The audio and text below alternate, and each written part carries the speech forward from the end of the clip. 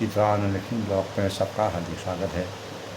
सबकी मंगल बहुशी कामना के साथ प्रेरणादायक विषय में आज भागवत कथा के प्रसंग में उद्धव और विदुर जी की भेंट के संबंध में सुखदेव जी का कथन और परीक्षित जी सुखदेव जी से क्या पूछते हैं। तो भागवत कथा में अनेकों चरित्रों के प्रवेश के परिणाम स्वरूप पांडव और कौरवों के बीच की जो भूमिका है उसको किस प्रकार से भगवान श्री कृष्ण ने द्वापर में अवतरित होकर न्याय और अन्याय के बीच की धुरी को, बीच के रहस्य को कैसे मानवता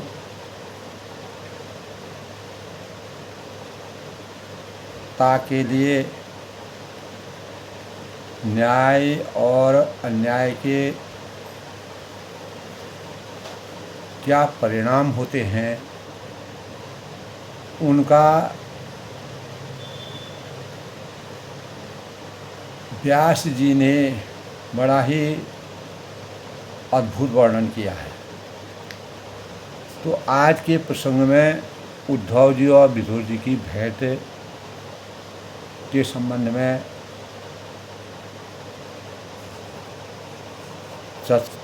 उद्धव जी और विदुर जी की भेंट का प्रसंग कल के प्रसंग में था और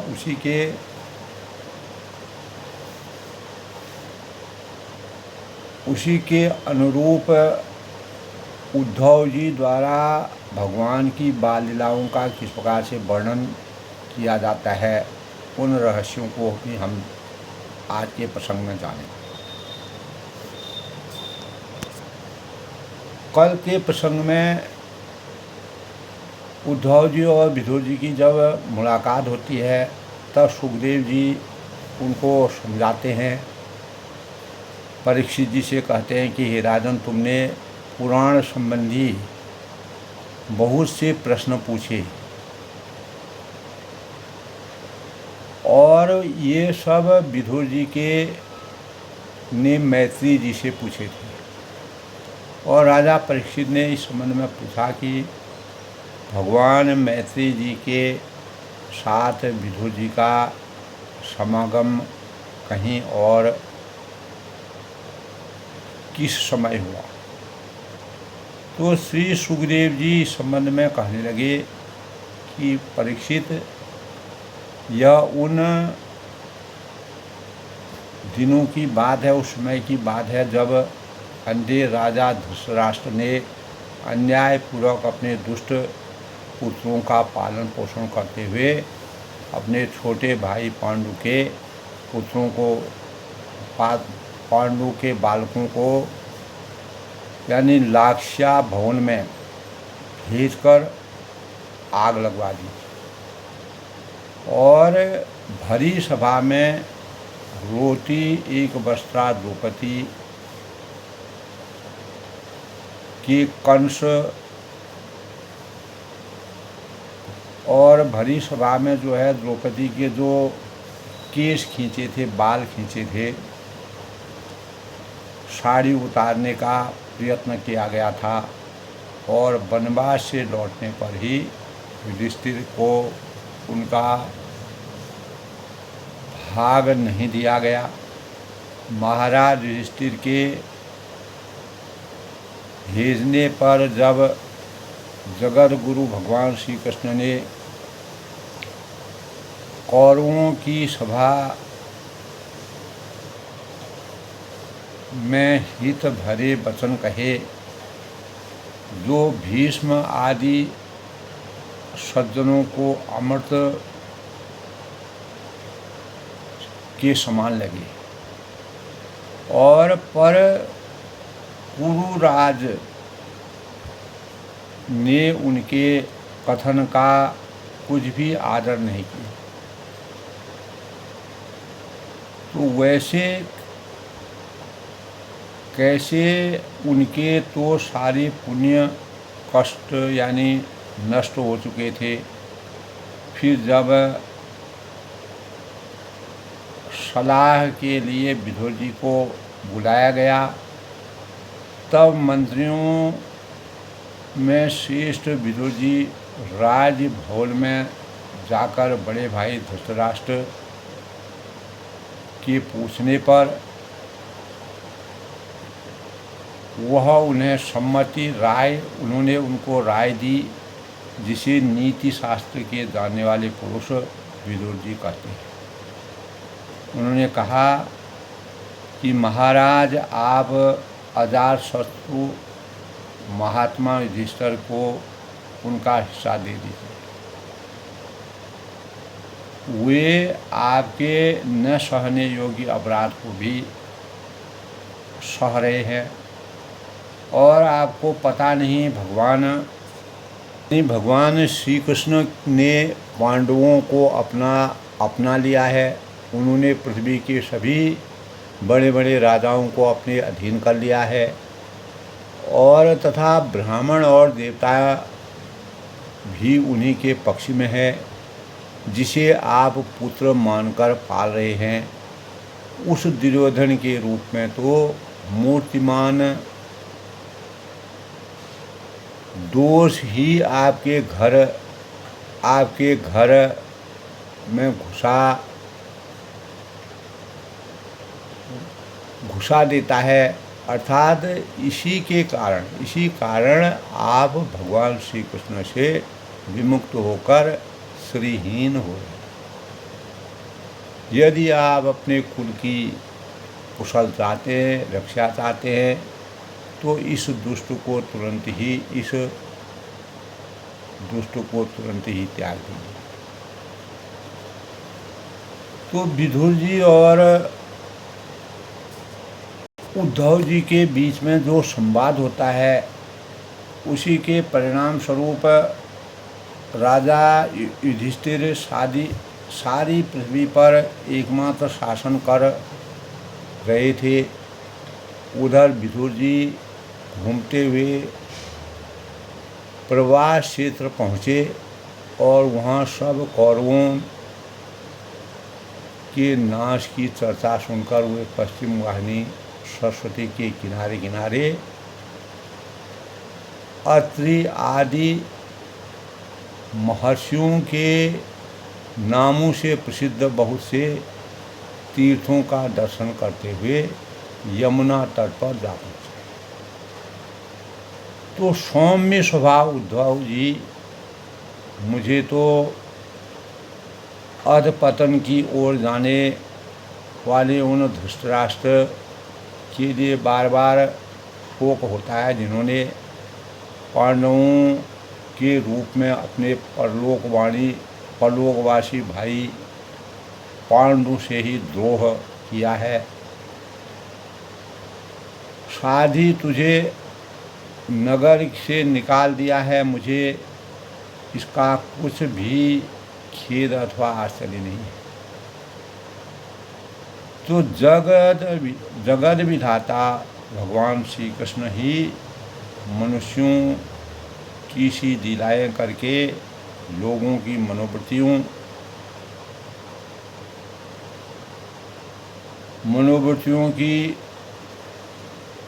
को भ्रमित कर देते हैं।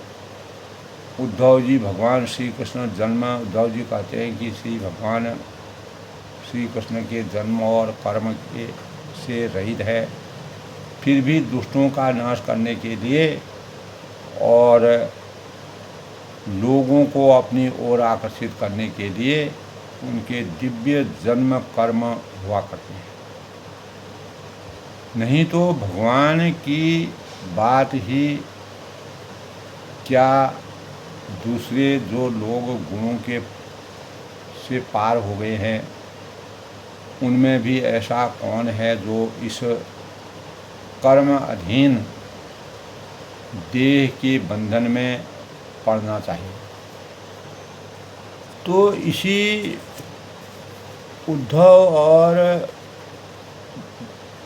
विदुर जी के बीच में जो संवाद हुआ था, भेंट हुई थी, उसी के अनुक्रम में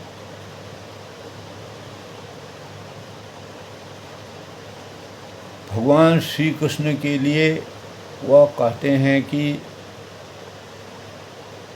अजन्मा, जिन्होंने अजन्मा होकर भी अपनी शरण में आए हुए समस्त लोकपाल और आज्ञाकारी भक्तों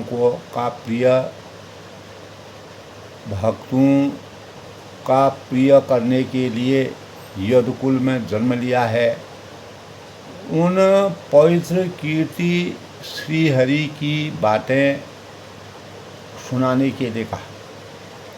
तो उद्धव जी द्वारा भगवान की बाल लीलाओं का वर्णन तब करते हैं, श्री सुखदेव जी इस संबंध में कहते हैं कि जब विदुर जी ने उद्धव जी से उनके प्रियतम श्री कृष्ण के विषय में पूछा तो उनकी आंखें भर आई और भगवान के चरण कमलों का श्रवण उनको हो आया, ध्यान हो गया। उद्धव जी 2 घड़ी तक कुछ न बोल सके, मूक दर्शक हो गए। उनके सारे शरीर में रोमांच हो आया और नेत्रों में प्रेमांसुओं के झरने लगे। फिर नेत्रों को पोंछते हुए वे भगवान लीलाओं का स्मरण करने लगे। तो उद्धव जी बोले इस संबंध में कि विदुर जी, भगवान श्री हरि के विषय में आपको क्या सुनाऊं। उनके प्रेमपूर्ण हास्य विनोद और लीलामय चितवन से सम्मानित होने पर जो ब्रजबालाओं की आँखें उनकी ओर ही लग जाती हैं, यानी वह पूर्ण उन्हीं में केंद्रित हो जाते हैं। उनका चित्त भी ऐसा तल्लीन हो जाता था कि वे घर के काम धंधे को छोड़कर जड़ पुतलियों की तरह खड़ी हो जाती थी। तो अजन्मा होने पर भी वसुदेव जी के यहाँ जन्म लेना, सबको अभय देने वाले होने पर भी कंस के भय से ब्रज में छिपे रहना पड़ा और यह सब लीलाएं याद आकर मुझे बेचैन करती है, परेशान करती है। तो उन्होंने जो देवकी वसुदेव के चरण वंदना करके कहा था कि पिताजी माताजी, कंस का बड़ा भय होने के कारण मुझसे आपकी कोई सेवा न बन सकी, आप मेरे इस अपराध पर ध्यान न देकर प्रसन्न होवें। तो महाभारत के युद्ध में दोस्तों जिन जिन योद्धाओं ने श्री कृष्ण के मुख कमल का मकरंद पान करते हुए अर्जुन के बाणों से बिंध कर प्राण त्याग दिया, या अर्जुन के बाणों से जो भेद्य कर दिया, प्राण त्याग किया, वे पवित्र होकर सबके सब भगवान के परम धाम को प्राप्त हो गए। क्योंकि अर्जुन को भगवान श्री कृष्ण ने अपना सारथी बनाया था।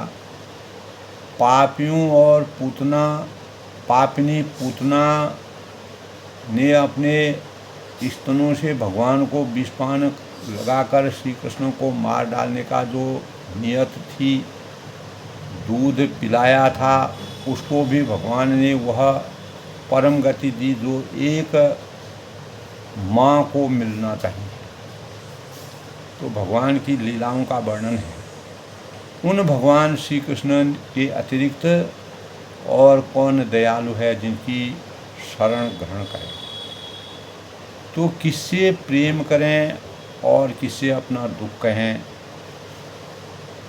तो उद्धव जी द्वारा भगवान की बाल लीलाओं का जो वर्णन होता है वे ब्रजवासियों को आनंद देने के लिए अनेक बाल लीलाओं करते थे। कालिया नाग का दमन करने के यमुना नदी में जल को विषहीन किया और इंद्र के क्रोधवश वज्र में मूसलाधार वर्षा आरंभ कर दी। तब भगवान ने वर्णवश खेल करुणावश दयावान बन करके खेल ही खेल में छत्ते के समान गोवर्धन पर्वत को अपने हाथों में उठा लिया और सबकी रक्षा की। इसके बाद अपने माता पिता देवकी और वसुदेव को सुख पहुंचाने की इच्छा से मथुरा पधारे, मथुरा में विराजमान हुए और कंस का संहार किया। द्वारा भगवान की लीलाओं का जो वर्णन किया गया है वह अभूतपूर्व है। और इसी के साथ शांति पानी मुनि को दक्षिणा स्वरूप उनके मरे हुए पुत्र को पंचजन नामक राक्षस के पेड़ से यमपुरी से लाकर उन्हें दे दिया। तो रुक्मिणी की प्रार्थना पर उनका हरण करके उनके साथ गंधर्व विवाह कर उन्हें आनंदित किया। तो भगवान विषयी पुरुषों की सी लीला करते हुए अपनी प्राण प्रिया सत्य भामा को प्रसन्न करने की इच्छा से उनके लिए स्वर्ग से कल्पवृक्ष उखाड़ के लाए थे। तो भौमासुर का संहार किया और उसके द्वारा कैद बहुत सी राजकन्याओं ने जब भगवान को देखा तो तत्काल ही भगवान को पति रूप में वर्ण कर लिया। तो अपनी लीला का विस्तार करने के लिए, अपनी लीलाओं का अद्भुत वर्णन का दृष्टिमान करते हुए उन्होंने प्रत्येक के गर्भ से सभी गुणों में अपने ही समान 10-10 पुत्र उत्पन्न किए। तो कर्ण, दुशासन और शकुनी की खोटी सलाह से जिसकी आयु और श्री दोनों नष्ट हो चुके थे, उस दुर्योधन का युद्ध में अर्जुन से संहार करवा। तो उत्तरा के गर्भ में जो अभिमन्यु के पुत्र परीक्षित पल रहे थे, उनको भी अश्वत्थामा के ब्रह्मास्त्र से बधाया और विश्व आत्मा श्री कृष्ण ने द्वारिकापुरी में रहकर लोक और वेद की मर्यादा का पालन करते हुए सब प्रकार के भोग भोगे, परंतु उनमें कभी आसक्त नहीं, उसमें कभी लीन नहीं हुई, उनके प्रति कभी मोह माया और आसक्ति की अभिव्यक्ति नहीं हुई। इस प्रकार बहुत वर्षों तक विचरते हुए विहार करते करते उन्हें गृहस्थ आश्रम संबंधी भोग सामग्रियों से वैराग्य हो गया। यानी भोग सामग्रियों से पूर्ण रूप से वैराग्य की अनुभूति हो गई। और यादव कुल यानी यदुवंश का नाश ही भगवान की अभीष्ट, यादव कुल का नाश ही भगवान की अभीष्ट है। यह समझकर ऋषियों ने बालकों को श्राप दे दिया और उसके कुछ महीने बाद समस्त जो यादव वंश प्रभास क्षेत्र को गए। इस प्रकार आज के प्रसंग में उद्धव जी और विदुर जी की भेंट होने के पश्चात उद्धव जी द्वारा भगवान की बाल लीलाओं का जो वर्णन विदुर जी से करते हैं, भगवान के सर्व स्वरूप का वर्णन करते हैं, तो श्री सुखदेव जी ने उस ज्ञान को परीक्षित जी को पूरे पात्रों के रहस्य को समझाने का प्रयास किया और भगवान के साक्षात स्वरूप की विशेषताओं और लक्षणों का जो वर्णन किया है वह वेद व्यास मुनि ने जिस प्रकार से इस रहस्यमयी कौरव और पांडवों के बीच के पात्रों का किस प्रकार कंस का वध हुआ, भगवान ने कैसे कैसे यातनाएं उनको दी, अर्जुन ने कैसे यानी